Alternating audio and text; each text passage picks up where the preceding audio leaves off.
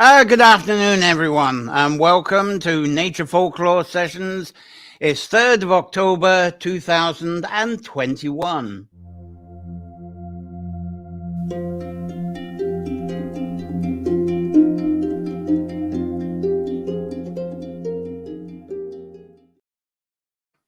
Well, thank you here for joining me. Different setup, as you can see. I've got the green screen, which I haven't got really focused or balanced as much as I should do. But this is our weekly time anyway for exploring nature-centered folklore, connecting this to within your sanctuary space and expressing inspired visions from your sanctuary through your poetry, art, writing, crafts, performance, and even problem solving. Now, as advertised, this afternoon is Hubble Bubble, which is an ale. And because I've got so much content for this, it's actually going to be split into two. So this is going to be part one. And part two, I will post it. It's going to be new.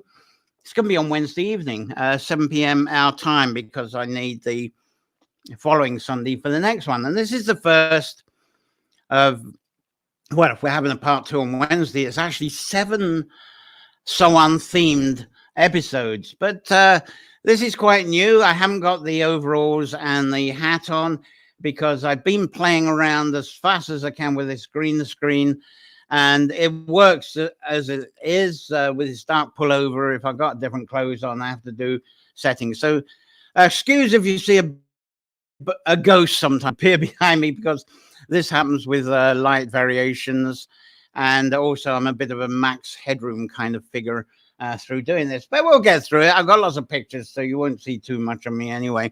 New camera. I haven't got it set up right. New microphone. I hope the sound and vision is a bit of improvement for you to what it usually is. And I've also got some echo soaking devices around, which I haven't fully set up. And I've also got Wasp, who's got his beady eye on me, ready to strike any moment. Anyway, I'm going to continue. I see some of you have started. And the point is, I think, brewing herbs, broomsticks, women, when people hear those words together, I think there's a quick assumption that those words together are describing a witch. Would you agree with that? So, brewing, Hubble, bubble stuff, what we're talking about. Now, before I explain more, these nature folklore sessions, as you see from my banner, and still the Carrowcroy Labyrinth Gardens, despite the news you've been hearing, there are some developments, but I won't talk about that on the show. Follow my Facebook post for that one. But they're largely, this whole setup is brought to you through you wonderful Patreon subscribers. And a lot of you watching today are subscribers already. So thank you for your continued support, because without that, I wouldn't be able to do this for you on a Sunday afternoon, and especially with the developments of presenting as I am this afternoon. So without further ado, I'd love to see who's joined us on the early birds that are here. Who we got here? We got Alan, as usual. Hello, Alan from Kildare, and he's had a party. Very nice. Sherry's here. So good to see you back. Yeah, of course. Have you missed me? I've been away a couple of weeks, haven't I? Gary's here. There were thousands of people who said they're going to watch today. Maybe they're going to be watching later on. The sun has come out, so I hope we'll have people join us. There is a lot of content for me to get through. As I say, I'm going to have to split this in two. Very new subject for me, and I'll explain why I went on to this subject in a moment. So, did you know? Let's see. I better get my pictures in order, because there's quite a few photos to show what I'm on about. So here we are. We're on the Hubble Bubble. That's what we got. But did you know that beer, or ale, as I'm going to call it more so, is the 3rd most consumed beverage in the world after water and tea? And just to remind you, if you didn't know what ale looked like, there it is. You may well be drinking it right now. Maybe you thought wine was more popular than ale or beer, just by the way that it's made, and it seems more worldwide. But beer or ale has been an essential part of the human diet for at least 7,000 years. Here's some ancient art on that. And possibly up to 10,000 years. And so today, through nature's folklore, I intend to demonstrate how beer or ale brewing is really about the history of women. There's an ancient one. And you can see one of my relatives in there right in the middle. How about that? And really, as I say, it's more about the history of women, much more than it's about the testosterone shooting matches of redneck men. Let's give there you go. There's some redneck men there having a bit of a pre-testosterone match there. Just to get the point, bring the two genders in there.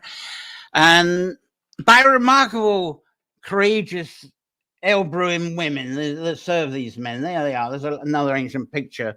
And you'll be amazed. It's a really courageous age of women from all around the world. And as I say, this to me is, I'm going to explain how this came into what we call witchery, rather than perhaps the love, peace, and fairy dance flower gathering women. But there is a place for that. Sorry if I seem to already be patriarchal by doing that. But it's kind of define a difference of what's coming up. There's all kinds of women that might call themselves witches or goddesses today. But I think you'll be interested in some people have said, oh, that's me when I talked about brewing, and they regard themselves as brewing witches already. So we're going to have some brewing witches live as in the audience on show, which is wonderful. So today's session, it was actually initially inspired when I heard a song composed by this wonderful woman, the late Scottish traveller singer, Jeannie Robertson. She's from traveller family that were kind of based in Inverness-shire in Scotland. And so this got me onto the trail of the legacy alehouse wives. And there's an old picture of it. And on Facebook, I've been posting tracks related to this. But what I'm going to be talking about actually does seem to have a close connection to why the traveling communities of today happened. It may have been of the circumstances of the alehouse women and the challenges they face that actually put them onto the road. I'm not going to cover that much, but it's one of the things I'm speculating, and maybe next year, after perhaps even talking to a few travelers, especially Scottish ones, find out more about that connection. Anyway, I heard a song. There's an album I've been posting called Grit, and it's put together by the absolutely amazing Martin Bennett, the late Martin Bennett, unfortunately. And it's called The Ale House. And Martin, anyway, is probably my most missed musician that's passed away. Incredible man and very inspired, very focused. And his music is still being kept very much alive by Martin's friend, Greg Lawson, who's conducting and arranging for the magnificent Grit Orchestra. I haven't seen live yet, and they're so big and getting everybody together. It's very hard for them to get live, especially obviously with this COVID lark. But it's worth seeing. And as I say, I've been putting tracks up on my Facebook page, but I can't put them here on this stream because YouTube was shut down instantly. So the copyrights are very tight, as you can imagine. Anyway, to move on with this remarkable heritage and history of alehouse women, it's been constantly hijacked, very cruelly hijacked, and that's what we're going to be presenting. It's something that evolved by women, but unfortunately, this is one of those stories that's all too familiar, is the gilded patriarchy cultures of men, the sort of, we are no more alcohol boys clubs type guys. You understand the situation. And so that put an awful challenge. I'm going to explain why those challenges actually came about and how these women actually managed to bypass them. Not all of them were burned at the stake. And I'm going to discuss why men actually gilded together like that. And by doing so, they did this more or less in urban settings. And they went off into rural settings where if there was an alehouse woman there, she was like the goddess of the area. She not only came up with a brew, she did come up with the plants and the plant wisdom. And if you herbalists out there, you know that when you prepare your herbs, a lot of the time you put them in alcohol, don't you? There's a clue.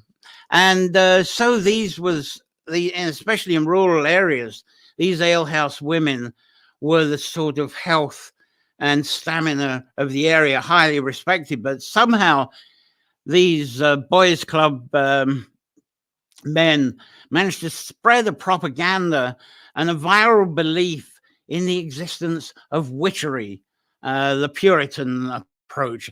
And I'm going to explain how they successfully infested the human mind to turn around the reverence for these women into a belief in the witchery and how they must be banished. But I'm going to have some good news at the end of that. Anyway, the way they did it, being Puritans, they attached these brewing women to be associated with the devil and mythology and other things. That's the sort of imagery they put across over alehouse women. So I'm going to chat about this, and it's still fitting, obviously, with what's happening in today's world. I suppose if we think of like Afghanistan, Texas, and other things going on. But I'm going to have some good news of where the reverse is happening. There's some amazing things happening in South America, also in African nations as well. I'll talk about that in part 2, actually.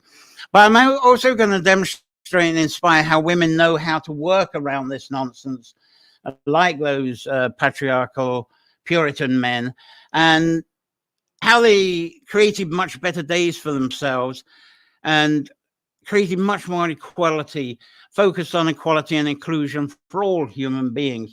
So anyway, I better get started. It's taken me a while, isn't it? And we got a few more people joined us, I see. Terry Slack Hardwick's here. Good morning, good to see you. Thanks very much. Good to have you around too. Hello, lovely to be here, Sharon Nickel. And Donna Johnson, one of the brewing witches, is here. Morning from New Mexico. Too early for ale as the sun's not even up, so this witch has brewed some tea instead. Probably the second most popular brew. And of course, you can't exactly I imagine a lot of these brewing women, they brew tea, and that was an important thing as well. Anyone else around? Elise, good morning from Portland, Oregon. Sharon, did I say hello to you? There we go. Just in case I didn't. And Sherry's here. Hello to everyone. Right. So yeah, let's get on with the show a bit more. Early archaeological studies of women and their brewing. Now, some archaeologists have entered into researching into the origins and history of fermentation and brewing. That's been their course of study, and thank goodness they have. And the main discovery has been some evidence that they've picked up that the craft of brewing was created and managed by women. So they've confirmed this. They've got evidence for that. It's a woman's world. And anyway, without that evidence, I think it makes a lot of sense, because though gender roles are becoming a bit taboo in some countries, first world countries, of course, in ancient times, everything kitchen, garden, even the barley farming, they all seem to be very much in the realm and the domain of women, because the men, they were mainly out. They were on the hunt, helping to attend animals, involved in construction and repair of their family homes, or as men do, sitting around in a circle, chewing the cud and deciding how to improve the world. But in short, most tribes of women, they actually did grow and foraged ingredients. There's an ancient barley farming featuring women. And all the stuff they were growing was not only for preparing food, but was the ingredients that they needed for brewing these special drinks. Now, one example of where archaeologists have found evidence of brewing is from, hang on, I got a bit of a a hiccup on one of the computers. Let's get the rid of the damn thing. Yeah, 2000 BC Iran is where some incredible examples of evidence, written evidence, believe it or not. And within those ancient scripts is a description of the role of a woman. And when it's translated, she's actually called an alewife. And that's where the name, I think, comes from. And within this scribe, is, if I can pick it up, this comes from a poem. It's actually a story in a long poem. And it's known as the Epic of Gilgamesh. That's how it translates. And it's the second oldest text that's ever been found. The oldest being the Egyptian pyramid text. But this is second. And here's one of the examples of what it looked like. And this Epic of Gilgamesh, this is a bit clearer, isn't it? As I say, it's a long story poem. And the poem is actually a story of the search for immortality. And the alehouse woman is one of the people that Gilgamesh actually explored to see if she had the answer to immortality. And on this journey, Gilgamesh spends a bit of time with this alewife. And this is an interesting portrayal. There she is. I'm going to show you in a second. Hope I don't get banned. There she is. She's mixing the ale, and he's doing something else, and that's an ancient. So, well, that comes on to what's an alewife. An alewife. What did she do, and why do we actually refer to her as an alewife? Now, if you're not aware of the tradition of the alewife, I think you'll find this is going to be very fascinating, and I believe it will help you to understand witchery a lot more. And through this tradition, eventually, it did enter into a very dark, I'm going to show this very briefly because it did go into a very dark era for women. So that's enough of that. I'm going to talk about that as minimum as possible, but it's a very important thing to go into and why it happened. So I hope the conclusion of this part 1 and part 2, as I say, bringing on the dancers this time, but it will enlighten you, and then hopefully a huge enlightened inspiration for women that will help with ideas and enthusiasm of give you a little bit of wisdom and perk up the wisdom you already know for more sustainable and balanced enterprise today. So let's set the scene. I need a drink of water. I'm supposed to not drink too much water now. I should have had ale, shouldn't I? Well, for thousands of years, among human existence, there's been a huge demand for ale. It's actually as if it's unfillable. Not enough ale can be made to go around, and especially right now with these trucks held up, we're going to find that out very soon again, I suppose. But alcoholic beverages and spirits, us humans are always urged to consume it. And the making, trade, and trying to get the next picture up, the making, trade, and supply of alcoholic drinks, it was by women. And the customers mainly were men. And there's a man, I don't know why he's hiding under there. But going back to the earliest days of women and brewing, it seems to have been very much from the ancient Persian culture. That's where it started. And I showed you a little bit of the Gilgamesh saga, and that's a proven reference to that. And I suspect the women brewing beer became alewives. And this was an abundant tradition, I feel. I'm trying to find a picture for you. A very abundant tradition through Mesopotamia, ancient Mesopotamia, taking the land that we know as Iran today, spreading right out, the whole Persian Empire from Mesopotamia, ale housing and ale, absolutely huge. And of course, they're not allowed to drink there now. Although Tara Jaff, the harpist, I think she's got the album coming out. She actually recorded an album in Iran. And she's a Kurdish woman. And she said how wine was huge there. So she's got an album coming out of ancient wine songs. I'm going to have to talk to her about the alehouse women as well. So I'll speculate on the origin and changing roles of alewives very shortly. But to continue the flow of the culture and tradition, there seems to have been a long-standing culture of alewives that started in this Mesopotamia, Persia, and it spread out. Oh, excuse me, I forget I'm on this green screen. You see what happens? Oh, that's not working. I've got a bit of a balance. Great. I'm not aware, actually, of the alewives operating in what's now China. That's a strange thing. But after thousands of years, this woman's culture seemed to have been rocked by the very patriarchal Roman Empire ways of society. And so the alewives, they tend to, the whole culture kind of dodged the Roman Empire thing and headed up north, ended up being revered by what we call the Vikings, the Scandinavian countries.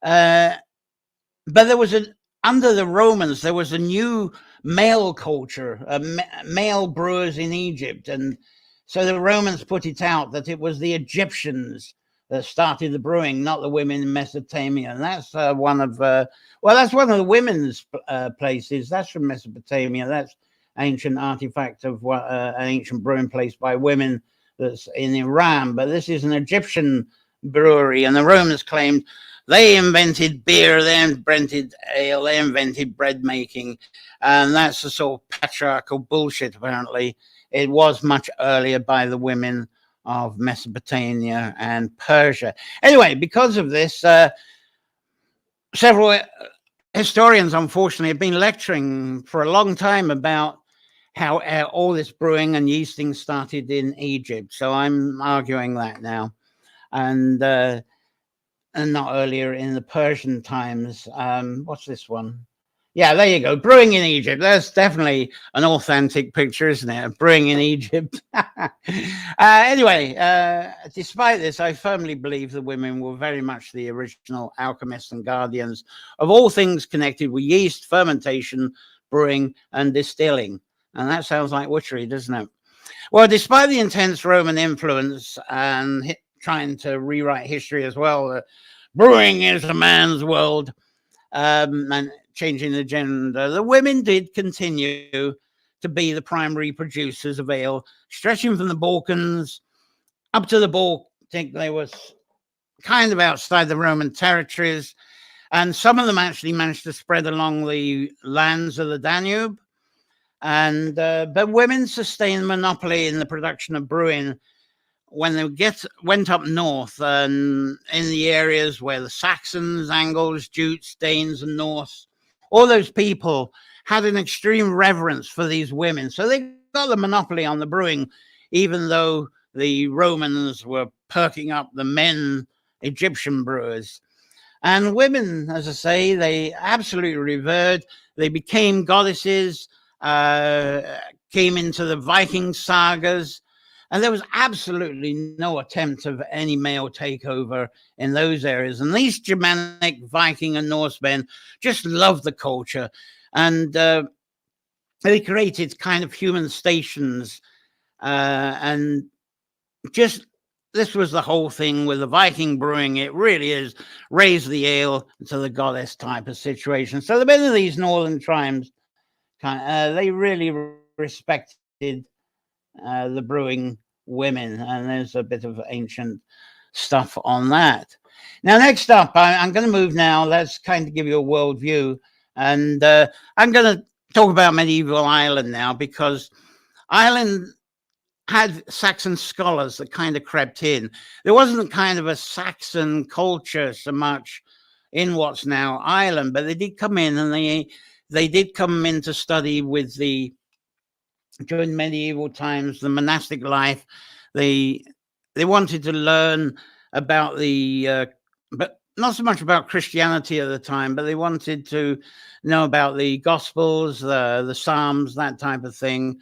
They wanted to know how to scribe. So Saxon culture was creeping in. They were scholars. They were bards. And they naturally had women as well. And anyway, I'm going to see what you're saying at the moment, see if there's more people around. Gary says it's making him thirsty. Maybe I should have put it into the announcement. Go get a beer before you watch this one. And there's Daniel, nice to see you. Maggie Hannon, Donna is, I'll be brewing ale later this week. And then greetings, folks and family, Audrey Bergen. Lisa Gudu, see you. Good to see you here. And Terry Slack, good morning. Great to see you as well. So any of you, those of you who've missed the early part of this, Kate Cloud, good morning from Iowa, processing apples as you speak. And hi, everybody, German Jansen. For those who missed the first part, I hope you watch the first part, because I've started with Mesopotamia and the women brewers there. The Romans tried to claim that the Egyptians started with the male brewers, and now we've gone up into the Vikings where they're revered, and we got the Saxon scholars now moving into what is Ireland, because they were coming in for monastic study, because in the medieval times, that's when the Saxons were changing from their sort of multiple goddesses, and they took quite an interest in the Gospels and scribing and what was to come, a bit like people from all over the world joining Google and Facebook and stuff today, I suppose. Anyway, through what is the UK now, outside of Ireland, obviously the Alewives tradition built up there a lot faster than when it arrived on this island, because of the Anglo-Saxons and Jute traditions that were coming in. And some people, historians especially, say, oh, the Saxons and the Angles invaded. No, it wasn't quite like that. The Celtic Britons, when you talk about the Britons, they were regarded as a sort of Celtic tribe, in that loose term Celtic. They actually called upon the Anglo-Saxons and Jutes, some of those tribes, because it wasn't all peace and love amongst the Briton tribes, especially those in Wales who wanted the more fertile lands to the southeast. And so they were threatening. So, of course, these Britons somehow had communication, and they got the Angles and Saxons and Jutes to come in to join them, to be in alliance. Just like what happened in Ireland here in Leinster. They called in the Normans to join them to make their stand stronger for getting a high kingship in Tara. So it's a similar situation. It was all about alliances more than invasions, really. And the Britons inviting the Saxons and Jutes and Angles, it's convenient, really, because they were going through a bit of a weather torment. There was a lot of flooding on their lands. They were getting pretty poor crops, and it was very difficult for them to survive. So they needed to move on to new lands. And then, of course, when the flooding went away, the Danes came in from what is now Russia and Scandinavia, and the sort of what's now the east of Denmark. So there was a lot of shuffling around over several hundred years. But meanwhile, in Ireland was the beginning of the medieval, the early medieval, 5th century. As I say, Saxons arrived, some of them for education, and the medieval time was now beginning. Now, this was the time of the legends of St. Bridget of Kildare. So we're going to get onto something you're fairly familiar with, I think. Let's get a nice picture of Bridget here, if I can catch up with my pictures. There she is, and there she's holding a flame. But looking at that now, I'm wondering if that should actually be a mug of ale, considering that she was a bit of an ale house woman herself, and certainly her mother might have been, I'm not sure.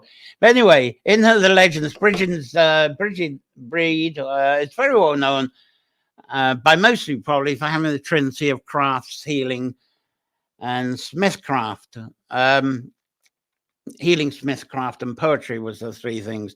But Bridget is also told of having 3 cows. You might be familiar with that one. And I think I've got a 3 cows picture, if I can find her with a cow. Yeah, there's 1 cow anyway. There's a lovely picture. Isn't that a lovely painting? Bridget with a cow. But apparently she had 3 cows that she toured around the country with to provide milk for everyone. But what's told much less is Bridget actually being a goddess of ale, including the harvesting of barley and stuff. There's that. It's an artist's impression that gives you that, and the making of ale and the serving of this. So it's worth looking into the Bridget angle as far as brewing goes. If I can move that. Anyway, the variations I've heard on this seems to be a mix of the goddesses Brigid, Groinia, Groin. They're all mixed into the alehouse wife tradition, especially that reverence, like I was saying, that the men of the Viking countries, the Scandinavian Norse countries did. But because of other stories told, I also suspect more presence of the alehouse wives. And there again, I must show off my ancestor there in the middle. And these were, I'm sure there was alehouse wives of sorts during the Iron Age and the early Bronze Age, because I mentioned that the old alehouse wife culture actually moved up through the Danube. So moved in with the tour of the Danube for sure. And I'm sure with the Iron Age as well, there would have been alewives. But I'm going to talk more about the Saxon alewives, because this is from early medieval time. And I think I should tell and speculate who these alewives were and why. Now, through the current social media invasion, there's a lot of rewritten history, and it suits many agendas. And there's a lot of fuss about some series about the Celts that's really extreme right wing. I haven't really looked into it, but the last couple of days I see there's a lot of chat about it and how rubbish it is. Now, one common theme, especially amongst women, is how ancient women had a lot more freedom, much more equality, and much more leadership than they do today. If these women were alehouse wives, then they had a chance of those qualities. But if not, a lot of the keyboard history warriors, they're claiming the Brehon laws stated that women had equality. But unfortunately, it's not that simple, because for thousands of years, those ancient men, they still pulled the strings over women. During the time of the Brehon laws, the women that had that equality that people are believing in was probably only half the women. The other half of the women were still owned. And so they weren't under laws. They didn't have any rights. It's only those that had some connection to the chieftains, which ended up being half the women. But you still had, half the women were bought and sold. They were just rooted in some kind of poverty. So how on earth could they get out of that? And that's what I'm going to be talking about. And this is not only in Ireland, what's now the UK, those countries, same thing. Women slaves, and they were eager to escape from that position. The story of St. Patrick talks of him being a slave, escaping into a freedom, starting up the distribution of the Gospels. Let's think of that in terms of women. Because any marriage, those that got into the Brehon laws, any marriage that was arranged by their owners, they could get into these rights. But a lot of the slave women also, to breed them and expand, just like the slavery in the south of the USA, the women were there for breeding more slaves, and because they were owned. Anyway, the overall common skills of these women under slavery were still very gender aligned. Even as slaves, they were working in the kitchen. They were tailoring. They were repairing clothes. These are skills that they became aware that if they had the freedom to do so, they'd be able to create support for a community, especially a suppressed community. So add to that, there was they became aware that from their slave masters, I suppose, that there was an unlimited demand for ale. And not only ale, the men also were looking for concubines on the side. So there we go. And from medieval times, for various reasons, women have brewed and distilled alcoholic drinks. If I can get the pictures up. No, it's been going well so far. Right. From medieval times, for various reasons, women have brewed and distilled alcoholic drinks as a means for their own survival. And for many women, the creation and distribution of alcoholic beverages what became a very sound alternative to slavery. And alehouse women, they became the most independent of all women eventually. And this is what I'm going to talk about. A lot of this, unfortunately, be coming up in part 2. But despite the tough environment of their brewing,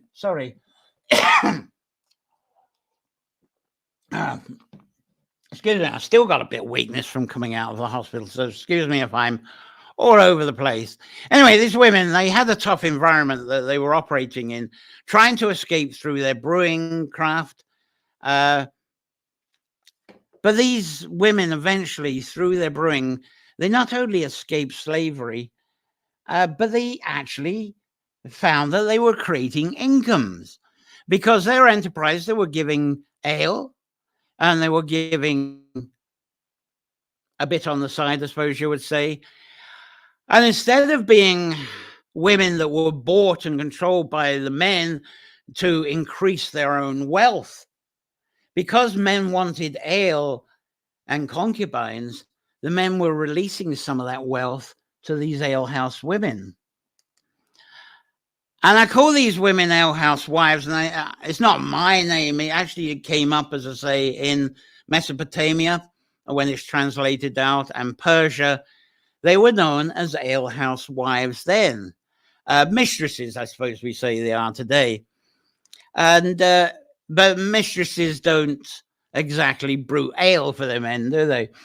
But what we seem to know about the tradition is that it did spread, circumnavigated the Romans, went up into North countries, came into UK, what's UK now, with the Anglo-Saxons, Jutes and Danes, and then eventually through the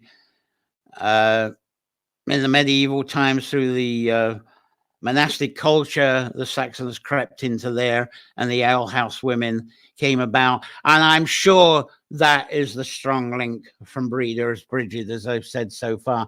So the Saxon influence in Ireland was by women that had been captured mainly from perhaps the Saxons that were in what's now the UK, because there were seafaring people from what's now Ireland.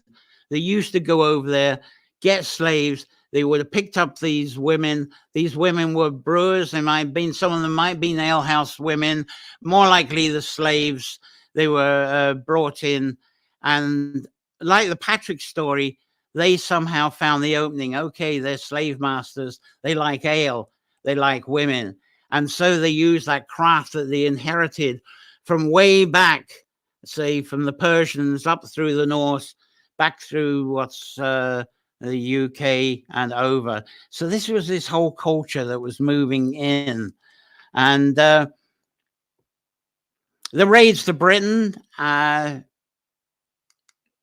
these women, they had children. The children became Irish-born. Those Irish-born children, those were enslaved women. But they must surely have learned from their mothers and their grandmothers how to become alehouse wives. But most of the alehouse wives were single because they lost their husbands to various forms of slavery that was going. People were enslaved into battles. They were enslaved into war. They were enslaved onto ships. They were put out to sea. And then there was disease. So there was all these single women that were losing their men, and all of them may well be enslaved at that time by their chieftains. So they were single. What are they going to do? Or some of these women, they were actually born after being conceived by the odd passing Jack the Lad, who came into the alehouse, paid his way, and the alehouse woman there gave birth to a daughter. That's another way we got these women. Anyway, I call these wives because they were women that were kind of, at the time, they were second wives for these men. And that's what they became. And it's amazing how many women that work on bars tend to be the shoulder to cry on. The men go to the bar, they cry in their beer, and they cry to the barmaid, don't they? But the official wives were usually no more than domestic slaves. But these alehouse women, they gave access to ale, as I say, and sexual favors on the side. And to get the men to pay for them was quite amazing. The slave masters, as I've explained, were giving them money. But fortunately, the slave masters rarely obtained the skills to do the brewing themselves, so they relied on these women.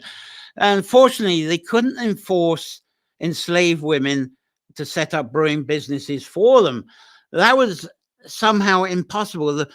The women couldn't do it, and I can't clearly understand why this was, but women who set up as alehouse wives turned the tables. They could not be enslaved to be brewers and produce ale. It didn't work. There was something in that transition that gave them power. Ale and women on the side gave power that they could extract money and favors from men in exchange. And this went over several hundred years. We're talking about 1,000 years of medieval times now. And there was a very slow change in the alehouse culture, the alehouse women culture at that time. So these were the alehouse wives. They were independent, out of the clutches of the usual woman's slavery, and nothing was given away. Nothing was traded without their consent. The whole thing of the ale and the bit on the side was all done with trade and consent and agreed terms, very removed from slavery. And the men's lust for all this, the ale and the women, was endless. And the independence of the alewives, as more men paid more money to them, it actually became quite a challenge for them, because suddenly they were seeing these women with power, spending power, trading power, and it was a challenge against them. And they were meeting up, these men were meeting up, this is worrying, what are we going to do? The women have got these power. And so this is when the men started infesting fear-mongering amongst the alewives' clients and their customer base with the witch mythology. That was their means of challenging the women, putting these alehouse women back in their place, I suppose you might say, so they wouldn't become wealthier than them. Anyway, let's see what else you got to say, what I've had to ramble on with so far. Jeremy, what have you saying here? Wow, bad English, excuse me. Monasteries and monks, of course. As I say, don't blame the English on this one. The Saxons definitely, it was all these countries where the alehouse women grew. Look at Persia right now. The women, the alehouse women, they're not there anymore. There's a whole thing against drink. Look at the Islam situation there on women. Scandinavia, not so bad. They've held on to a lot of equality there. Russia was sort of middling, but a lot of Europe, the Romans certainly, and then the Angles, and then the UK. So it's to do with the cultures coming in, and then the culture actually was inflicting, because the more there was trade, the more there were resources, the more men thought that they had the control of this. After the Silk Road, the Romans, all these things, the idea of women taking a position was quite a challenge, and this was what was going on. And this is a lovely adventure with I'll go through, especially on part 2, of how the women beautifully overcame all this. Donna says it was a prayer. Oh, she said something else. Bridget, the goddess of ale. Do you know about the Bridget Lake of Ale poem? I've come across it. Post a link to that if you can, Donna. I haven't seen that for years. In many monasteries, the monks brew their own beer. In the Netherlands, Belgium, France, and Germany. You're quite right, German, and I'm going to come up with that in part 2. And why the monks ended up doing their beer. They actually took this away from the alehouse women. You're ahead of me on this one. So there we go. Good morning from right. I think we've got it. So let's move on with this a bit more. So let's think about the witchery, because a lot of you have been attracted to thinking I was going to spend the probably afternoon talking just about witcheries. What do we define as witchery? Now, with the word witches in today's nature folklore title, you may wonder why I'm nattering away on this alehouse wives theme, why I'm going on for so long. I believe that today we carry a strange but very gothic romantic stereotype interpretation of what a witch is. And that seems to be molded further by the populist social media interpretations that have been going on in social media groups over the last 15 years. So the interpretation of a witch and what people talk about now is probably very different to how it was probably in the 1970s, very different to how it was in the 1930s, certainly very different to how it was through the Celtic Romantic Revival time of the 19th century. But I do agree that through this perception and the common perception of witches that is around today, it's very different to what I'm presenting to you this afternoon, isn't it? Now, the modern interpretation may seem helpful to justify a herbal interest. A lot of people think of witches as being herbalists, and there's a whole kind of ambient, serve the community, heal the community vibe with the witches being master herbalists, sort of with an edge of goddessness. And there's quite a few women that dress up and they go out in the gardens, pick herbs, make tea, put them into a pot and so forth, and make these very colorful, peaceful YouTubes. And I think a lot of people, that's the interpretation of witchery. But I'm going through the coarse culture of the alehouse women. They're challenging an incredibly courageous course over many millennia that these women evolved into what we know perhaps interpret as the witches. And I think we've been overcome by the witches was invented by these Puritan men. And like once upon a time, anybody was Celtic or Celtic, that was a suppression word. And suddenly, I am a Celt became a powerful and pride thing. And now for someone to say I'm a witch is very much a pride thing, when in fact the origins was very much a propaganda to smother and destroy their whole alehouse culture. And that's what I'm going to be covering a lot more of. So perhaps these modern interpretations are more fun and more palatable than referring to the harsh lives of these alehouse wives. They were women with a heritage that were herbalists, though. I'm not dismissing that, because you couldn't be a brewer without being a herbalist. You've got to understand the plants. It's not all just hops and barley. Well, barley helps a lot, but other plants come in.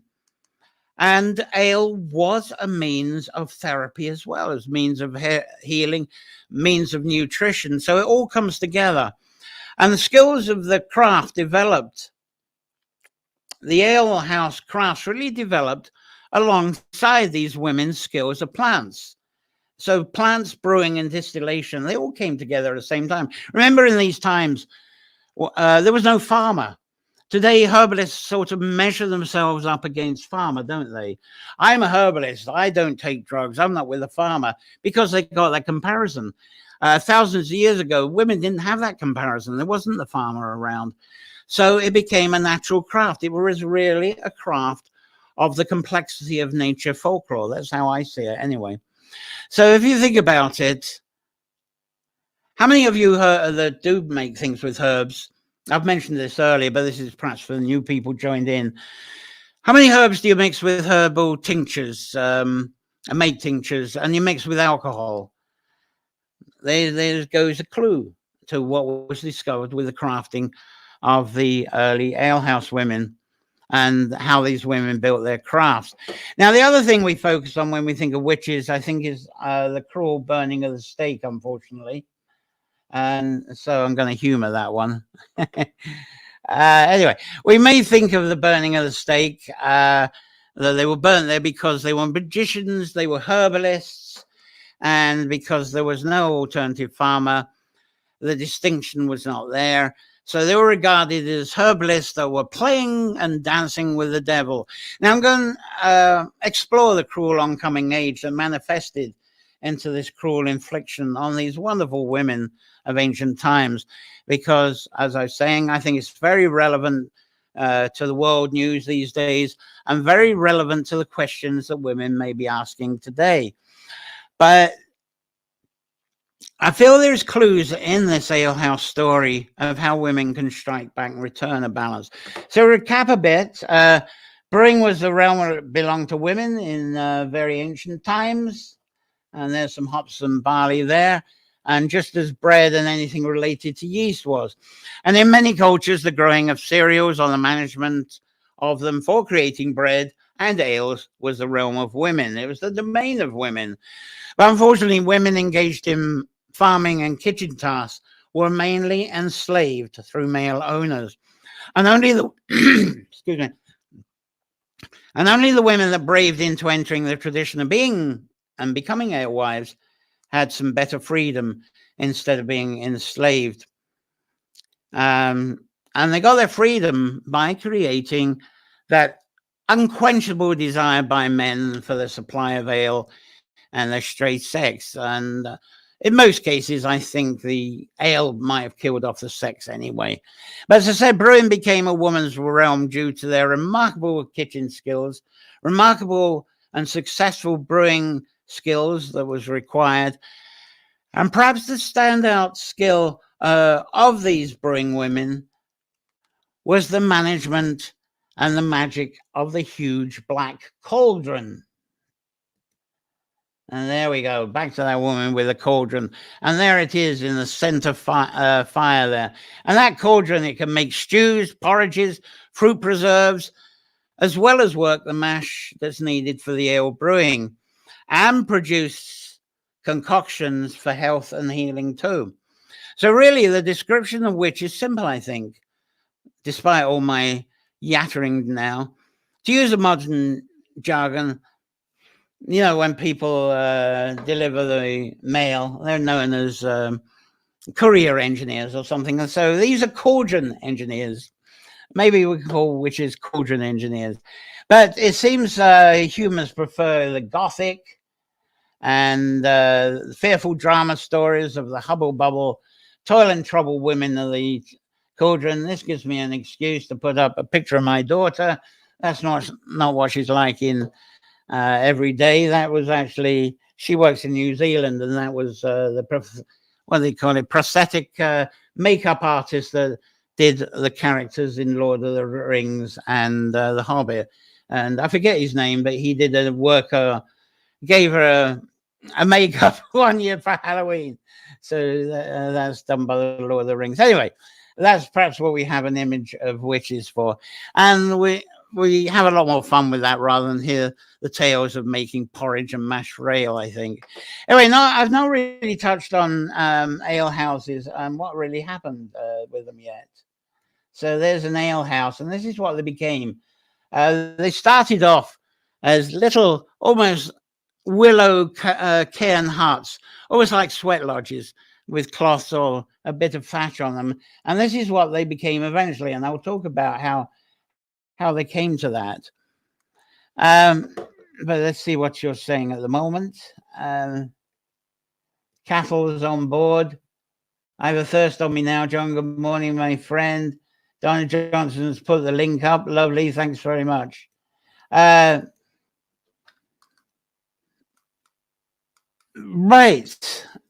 Do you know, I think I've almost come to the end of my part one. I've probably left you hanging, haven't I? Sorry, I'm not on my top form today, but I hope it made sense what I have said. I'll be back on Wednesday evening, and I'll continue this. It'll be Hubble Bubble Witches and Brew Part 2, and I'm going to, as I say, 7 p.m. Irish time, and I hope the internet signal was okay. It's a peak time here. But I don't have a Sunday afternoon slot available at this time for part 2. So this is what I'm going to be talking about in part 2. And I'll give you a few pictures on that. I'm going to talk about the brooms, which is brooms. This is coming up in part 2 as well. And so there we go. And what did they do with the broomsticks? There's an ancient picture. They put the broomstick on their home because making ale is a very messy thing, creates a mess. So what they would do when the ale is ready is they would have a quick sweep out, and then they would stick a broom out on their premises. That's quite an advanced one. In the early days, I say they were kind of wicker domes, very primitive, like sweat lodges. And then when they got the money in, then they could build something like that. And then they grew into, well, I'll talk about that on Wednesday, what this grew into as the alehouse women were wealth increases. And the black pointy hats, I'm going to talk about the black pointy hats. That's not really a pointy one. Why did they have them? Because not everybody is going to pass by. They're going to be in remote places. They're going to buy a holy well to help them with their brewing. So not many people are going to pass by and see the broomstick. It says, hey, everybody, the ale is ready. They have the black pointy hat. So they would go to the market. And when anybody saw a woman with a black pointy hat, they would hang close by, because eventually she would like the Pied Piper. It was really an announcement that her brew was ready. Come and follow me, and come and have a good time with my brew. And that's why it was a distinction the people could understand. It was kind of a code in a way. And I'll talk about the alehouse wives' children, because they had children, how they became part of the alehouses. I'll talk about how the alehouse wives eventually became wealthy, and how that became more and more of a challenge on the men, and how they fought back themselves. And this leads into how brewing defined power. Brewing became the kind of symbol of countries. Imagine an island without Guinness. And of course, Guinness is a male realm.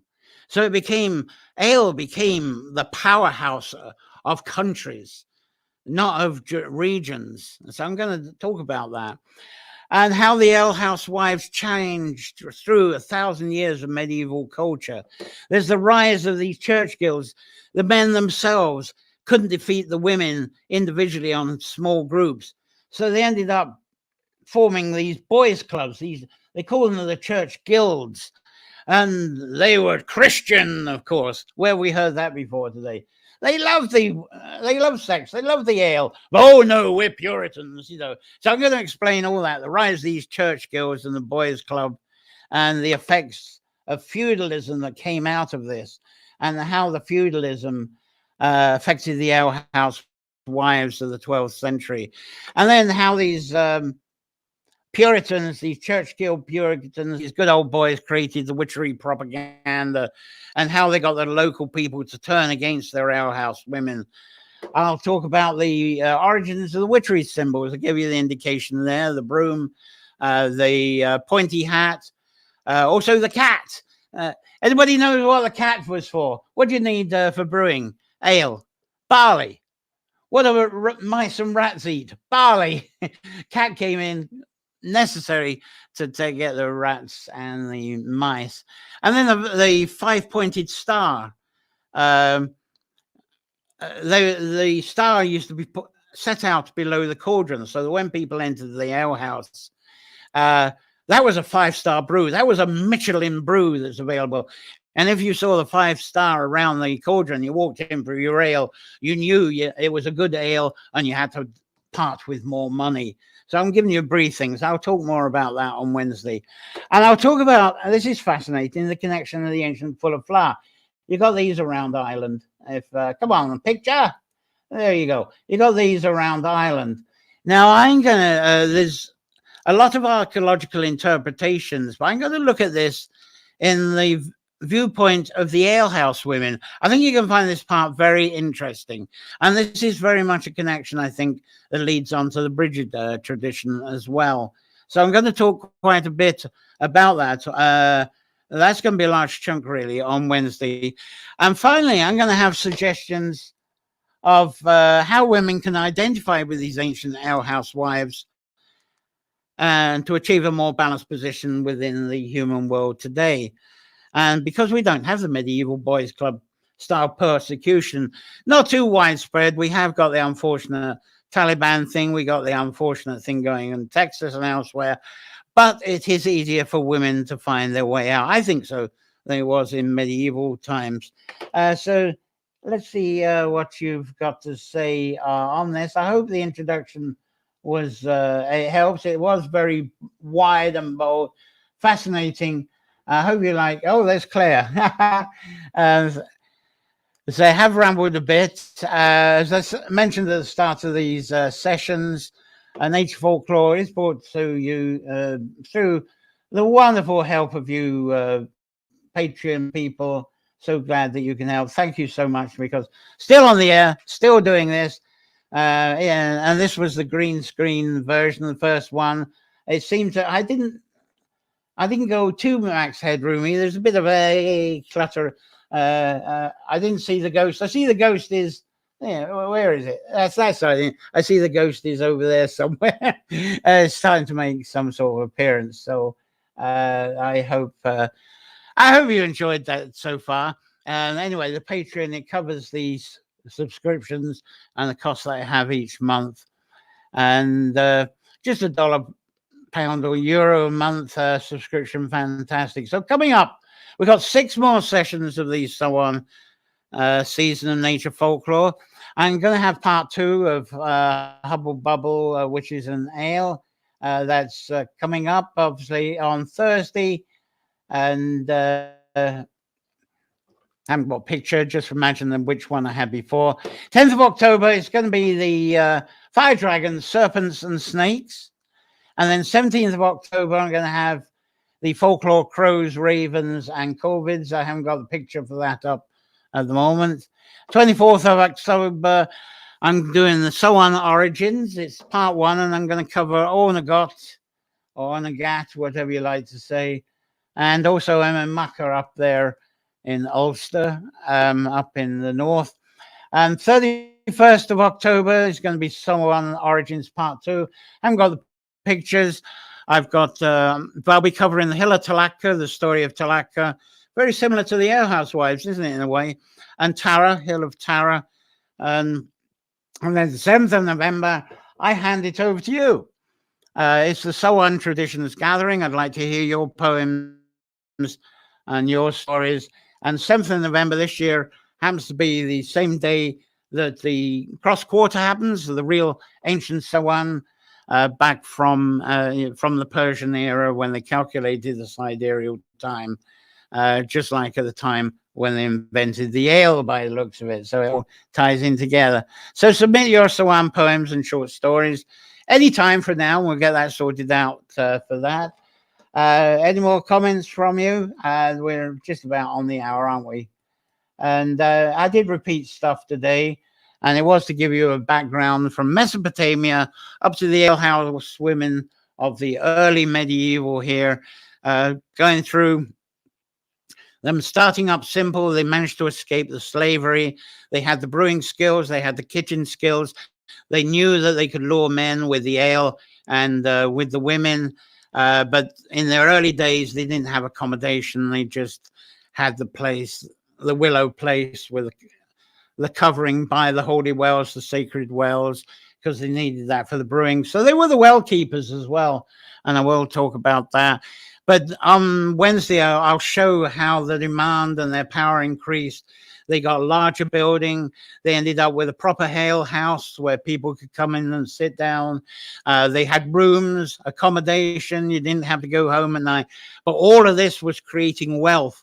And that was a conflict to the business people and their enslaved wives, because their enslaved women were saying, we want to be alehouse women. So it was creating a lot of turmoil. And I'll go into how the men tried to suppress all this through using religion, through the code of religion, the doctrines of religion, and also by the propaganda of the fancy of the witches and playing with the devil, and how people got this idea of heaven and hell and witches, and the alehouse women were hell and the Puritan church was heaven. So I'll be going into all this on Wednesday. So I hope that you've enjoyed this. Thanks for joining for today. Very different, in different circumstances. If you're watching this video later, please keep commenting and I'll answer the comments later. And also, if you see the YouTube bell, subscribe. I think Facebook's got a bell now, and you get to hear what's coming up the next week. So it's, for me, it's asking you enjoy a safe week. Well, this time, safe times up until Wednesday evening when I get the rest of this together for you. So go off and have a nice ale right now. Women, go and enjoy brewing the ale. And to say, and the men, enjoy emptying your pocketbooks to the alehouse women. So it's a lovely, have a few days of wonder, inspiration, and enchantments. Until next week, I wish you all a fantastic, happy, and healthy time. And that's all I got for now until Wednesday. Thank you. Bye.